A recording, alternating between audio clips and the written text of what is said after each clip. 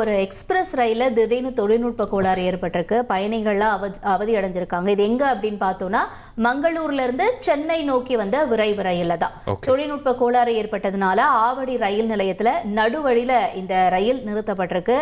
பயணிகள்லாம் ரயில்ல இருந்து இறங்கி அவங்களாகவே நடந்து போற அந்த காட்சிகள்லாம் பார்க்கிறோம். ரயிலினுடைய டீசல் டேங்கு, குளிர்சாதன பெட்டி, மின்சார கேபிள்கள் இதுல துண்டிக்கப்பட்டிருக்கு. இதனால தான் இந்த ரயில்ல கோளாறு ஏற்பட்டதுனால புறநகர் ரயில்களில் எல்லாரும் போங்க அப்படின்னு அறிவுறுத்தி இருக்காங்க. அதனால பயணிகள் எல்லாம் அந்த ரயில்ல இருந்து இறங்கி நடந்து போய் வேற ட்ரெயின்ல மாறி போயிருக்காங்க.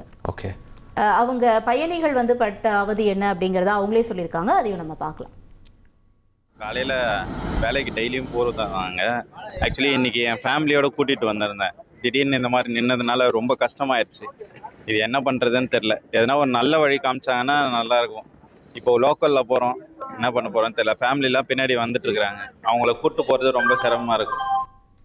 திருச்செந்தூர் முருகன் கோவிலில் செல்ஃபோன் எடுத்துகிட்டு போகிறதுக்கு தடை விதிச்சிருந்தாங்க அஞ்சலி. அந்த தடையானது இன்று முதல் அமலுக்கு வந்துருச்சு.